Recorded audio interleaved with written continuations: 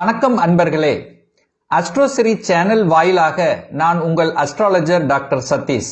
தனுசு ராசி அன்பர்களே, இந்த மே மாதம் என்ன பலன் அப்படின்னு பார்க்கும் பொழுது உங்க ராசிநாதனான குரு பகவான் 6ஆம் இடத்தில் உட்கார்ந்திருக்கார். அதாவது கடன், நோய், எதிர்ப்பு, பகை என்று சொல்லக்கூடிய 6ஆம் இடத்தில் உங்க ராசிநாதன் போய் இருக்கின்ற காரணத்தால கடன் விஷயங்கள், நோய் விஷயங்கள், எதிர்ப்பு விஷயங்கள், பகை விஷயங்கள், வம்பு வழக்கு சம்பந்தப்பட்ட விஷயங்களுக்குள்ள ஏதோ ஒரு வகையில் சிக்கி கொண்டிருக்கக்கூடிய இந்த தனுசு ராசி அன்பர்களுக்கு இந்த மே மாதம் 14ஆம் தேதியிலிருந்து முற்றிலும் விடுதலை பெறக்கூடிய அமைப்புகளையும் சாத்தியக்கூறுகளையும் நிச்சயமாக உருவாக்கும். ஏன்னா உங்க ராசிநாதன் இதுவரைக்கும் 6ல் இருந்தார். இப்போ குரு பயிற்சி நடக்க இருக்கிறது. மே மாதம் 14ஆம் தேதி குரு 7ஆம் இடத்துக்கு போகிறார். அப்போ 7ஆம் இடத்தில் இருக்கக்கூடிய குரு பகவான் உங்க ராசியை பார்த்து புனிதப்படுத்துகிறார். அப்போ தன் வீட்டை தானே பார்க்கக்கூடிய நிகழ்வு இருக்கின்ற காரணத்தால உங்க ராசி அதிபதியாக இருக்கக்கூடிய குரு பகவான் உங்க ராசியை பார்க்கின்ற காரணத்தால உங்களுடைய மனசு, எண்ணம், செயல், சிந்தனைகள் சிறப்பு பெறக்கூடிய ஒரு அற்புத மாதத்தின் தொடக்கமாக இந்த மே மாதம் அமைய பெறுகிறது. அப்போ இந்த மே மாதத்தினுடைய இறுதியிலிருந்து உங்களுக்கு எதெல்லாம் நெகட்டிவ் எண்ணங்களை கொடுத்து கொண்டிருந்ததோ, எதெல்லாம் டிஸ்டர்பன்ஸாக இருந்ததோ, மனசு சரியில்லை என்று இருக்கின்றவர்களுக்கெல்லாம் மனசு நன்றாக இருக்க போகிறது. நினைத்த காரியங்கள் ஜெயமாக கூடிய தன்மை இருக்கிறது. தொட்டது துளங்கும். கடவுளினுடைய அனுக்கிரகம் உங்களுக்கு கிடைக்கப் பெறுகிறது. பெரிய மனிதர்களின் ஆதரவு உங்களுக்கு கிடைக்கப் பெறுகிறது. இப்படி சொல்லிட்டே போகலாம். தனுசு ராசி அன்பர்களுக்கு ஒரு நல்லது நடக்கக்கூடிய, நல்லவைகள் நடக்கக்கூடிய, நினைத்த காரியங்கள் ஜெயிக்கக்கூடிய, தொட்டது துளங்கக்கூடிய ஒரு மாதத்தின் தொடக்கம் தான் இந்த மே மாதம் அப்படின்னு சொல்லுவேன். சரி, தனம் சார்ந்த விஷயங்கள், வாக்கு சம்பந்தப்பட்ட விஷயங்கள், குடும்பம் ரீதியில நமக்கு என்ன மாதிரியான பலன் அப்படின்னு நீங்க கேட்டீங்கன்னா, இந்த தனஸ்தானத்தின் அதிபதியாக இருக்கக்கூடியவர் சனி பகவான். அவர் போய் 4ஆம் இடத்துல, அது குருவினுடைய வீட்டில் போய் அமர்கிறார். அப்போ குருவின் வீட்டில் இருக்கக்கூடிய சனி பகவானால உங்களுக்கு சில மாற்றங்களை தரக்கூடிய அமைப்பு இருக்கு. ஏன்னா 10ஆம் இடத்தை பார்க்கிறார். அப்போ தொழில் ரீதியாக, வேலை ரீதியாக, உத்தியோக ரீதியாக சில மாற்றங்களை கொடுத்து அதன் மூலமாக தன வருவாயை உயர்த்தி கொள்ளக்கூடிய சூழ்நிலை சந்தர்ப்பங்களை நிச்சயமாக உருவாக்கும். இந்த மே மாதம் 2 கிரகங்கள், அதாவது இந்த ராகு கேதுக்களினுடைய பெயர்ச்சியும் குரு பெயர்ச்சியும் உங்களுக்கு அமைகிறது. இந்த 2 பெயர்ச்சிகளும் உங்களுக்கு சாதகமாக இருக்கக்கூடிய தன்மை. என குரு பெயர்ச்சி நடந்தவுடன் குரு உங்க ராசியை பார்த்து புனிதப்படுத்துகிறார். அதே சமயத்தில் லாபஸ்தானத்தை பார்க்கிறார், உங்க முயற்சி ஸ்தானத்தை ஆக்டிவேட் பண்றார். இது ஒரு நல்ல அமைப்பு. ராகு கேது பெயர்ச்சியான பிறகு ராகு பகவான் 3ஆம் இடத்துக்கு வரார். உபஜய ஸ்தானத்தில் ராகு வந்து அமரும் போது நல்லதை செய்யும் என்பதுதான் ஜோதிட விதி. ஸோ அந்த அமைப்புக்கேற்ப 3ஆம் இடத்தில் இருக்கக்கூடிய ராகு பகவான் உங்களுக்கு நல்லது செய்யக்கூடிய அமைப்பு. அப்போ இந்த ராகு கேது இந்த குரு பயிற்சியால அதாவது இந்த தனுசு ராசி என்பவர்களுக்கு நல்லது நடக்கக்கூடிய, நல்லவைகள் நடக்கக்கூடிய, குழந்தைகளால் அனுகூலம், ஆதாயத்தை பெறக்கூடிய, அதாவது இந்த மேசம் அப்படிங்கிறது 5ஆம் அதிபதியாக வர்றார். அப்ப அந்த 5ஆம் இடத்துல சூரியன் உட்கார்ந்திருக்கார். அது உங்களுக்கு ஒரு மிக முக்கியமான ஒரு தருணம் அப்படின்னு சொல்லுவேன். யார் உட்கார்ந்திருக்கார்? பாக்கியத்தை தரக்கூடிய அந்த சூரியன் 5ஆம் இடம் என்று சொல்லக்கூடிய மேச மனையில் அமர்ந்திருக்கின்ற காரணத்தால குழந்தைகளால் அனுகூலம், ஆதாயம் கிடைக்கப் பெறக்கூடிய ஒரு அற்புதமான ஒரு மாதம்.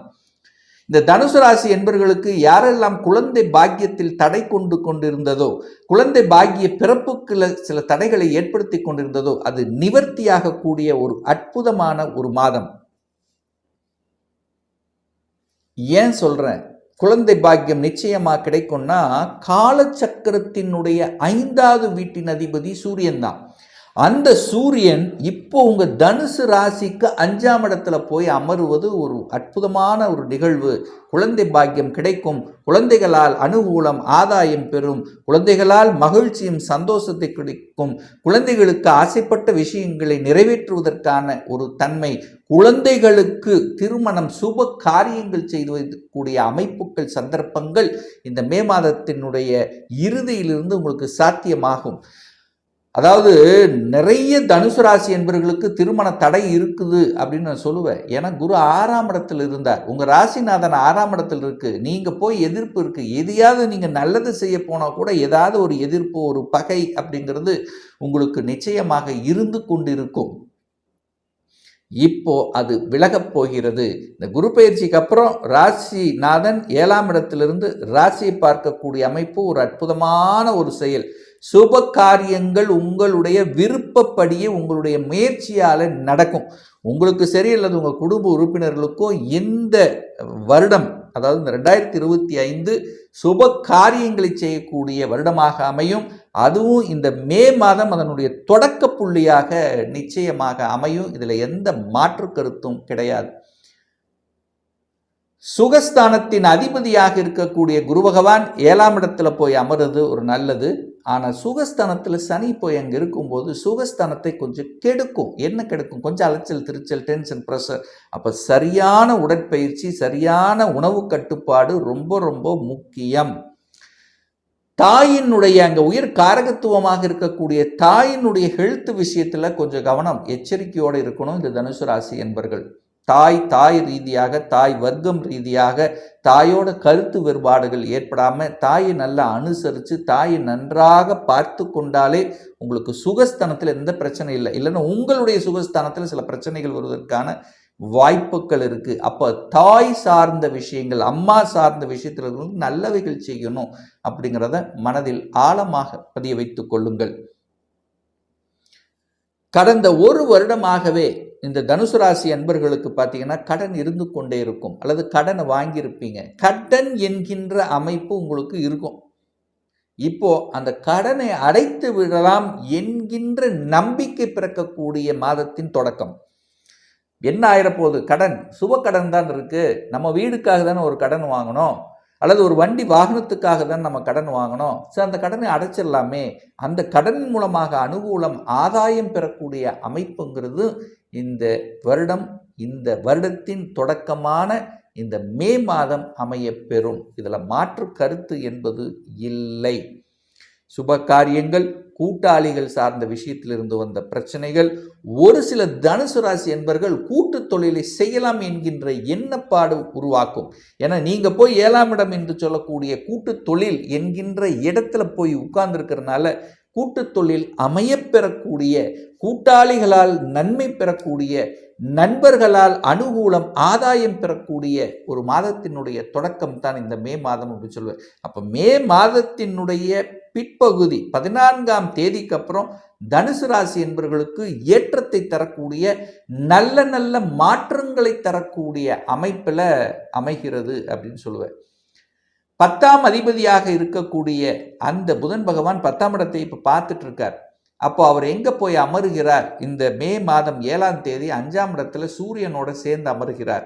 அப்போ புதன்ங்கிறது தொழிலை கொடுக்கக்கூடியவன், 9ங்கிறது பாக்ய அதிபதி. அப்போ 9, 10ஆம் அதிபதிகள் இணைந்து தர்ம கர்மாதிபதி யோகம் அடையக்கூடிய ஒரு மாதம் தான் இந்த மே மாதம் அப்படின்னு சொல்லுவேன் தனுசு ராசி என்பவர்களுக்கு. சார், தர்ம கர்மாதிபதி யோகம் பெற்றால் நமக்கு என்ன பயன் அப்படின்னு கேட்டிங்கன்னா, நல்ல யோகம் என்ன? தொழில் மூலமாக யோகம் உண்டு. தொழில் மூலியமாக நல்ல லாபங்கள், அனுகூலங்கள் உண்டு. அந்த தொழில் மூலமாக கிடைக்கக்கூடிய வருமானத்தில் ஒரு சிறு பகுதியை எடுத்து தர்ம காரியங்களில் ஈடுபடக்கூடிய வாய்ப்புகள் சந்தர்ப்பம் கொடுக்கும். அதன் மூலமாக புகழையும் கௌரவத்தை நிலைநாட்டக்கூடிய அமைப்புங்கிறது இருக்கு. அப்போ 4 பெரிய மனிதர்கள் என்கின்ற தன்மை உங்களுக்கு கிடைக்கப் பெறுகிறது. சமுதாயத்தில் அந்தஸ்தை கொடுக்கும். ஏன்னா சூரியன் வலுவா உட்கார்ந்துருக்கார் 5ஆம் இடத்துல. 9, 10ஆம் அதிபதிகள் இணைவு பெற்றிருக்கக்கூடிய இந்த காலகட்டம் தொழில் மூலமாக லாபத்தையும் மாற்றங்களை கொடுக்கும். ஒரு வேலை மாற்றம், உத்தியோக மாற்றம், ஊர் மாற்றம், இடமாற்றம், எந்த மாற்றங்கள் வந்தாலும் அதை ஏற்றுக்கொள்வது புத்திசாலித்தனம். இந்த தனுசு ராசி என்பர்கள் உயர்வை தரக்கூடிய ஒரு மாதத்தின் தொடக்கம். தனுசு ராசி என்பர்கள் இனிமேல் பாருங்க, ராசி அதிபதி பார்த்துட்டார். நீங்க உங்களுடைய சுய முயற்சியால, உங்களுடைய ஸ்ட்ராட்டஜி பிளான், உங்களுடைய அறிவால, புத்தியால அனுகூலம், ஆதாயம் அடையக்கூடிய வருடத்தின் தொடக்கம் இந்த மே மாதம் அப்படின்னு சொல்லுவேன். உற்சாகமாக இருக்கக்கூடிய, தொட்டது துளங்கக்கூடிய, நினைத்த காரியங்கள் ஜெயமாகக்கூடிய, அரசாங்கத்தின் மூலமாக அனுகூலம் அடையக்கூடிய, உங்களை விட மேலே பெரிய நிலையில் இருக்கக்கூடியவர்களுடன் ஒரு நட்புணர்வை பேடி கொடுக்கக்கூடிய, வெளிநாட்டு தொடர்பை கொடுக்கக்கூடிய ஒரு அற்புத மாதமாக தனுசு ராசினருக்கு நிச்சயமாக அமையும். இதில் எந்த மாற்று கருத்து இல்லை. நல்ல தெய்வ வழிபாடு இந்த மே மாதம் எடுத்துக்கொண்டால் ராசிநாதன் நல்லா இருக்கார். வியாழக்கிழமை தட்சிணாமூர்த்தி கும்பிடுங்க, வழிபடுங்க, உங்கள் மனசார வழிபடுங்க, நல்லா இருப்பீங்க. சிந்தனை, செயல், திட்டங்கள் சிறப்பு பெறும். அதில் மாற்று கருத்து என்பது நிச்சயமாக கிடையாது. ஒரு பர்சனல் கன்சல்டேஷன் எடுத்துக்கணும், சுயஜாதகம் பார்க்கணும் என்று விருப்பமுடைய அன்பர்கள் டிஸ்பிளே தெரியக்கூடிய நம்பருக்கு வாட்ஸ்அப் மூலியமாகவோ ஃபோன் கால் மூலியமாகவோ தொடர்பு கொண்டு நேரடியாகவோ அல்லது ஆன்லைன் மூலமாகவோ கன்சல்டேஷன் எடுத்துக்கலாம். நம்முடைய அலுவலகம் கோயம்புத்தூரில் அமைந்துள்ளது. அதாவது கோயம்புத்தூரிலிருந்து மேட்டுப்பாளையம் செல்லும் வழியில் வெள்ளக்கிணர் பிரிவு அருகில், அதாவது அன்னபூர்ணா ஹோட்டலுக்கு அருகில் அமைந்துள்ளது.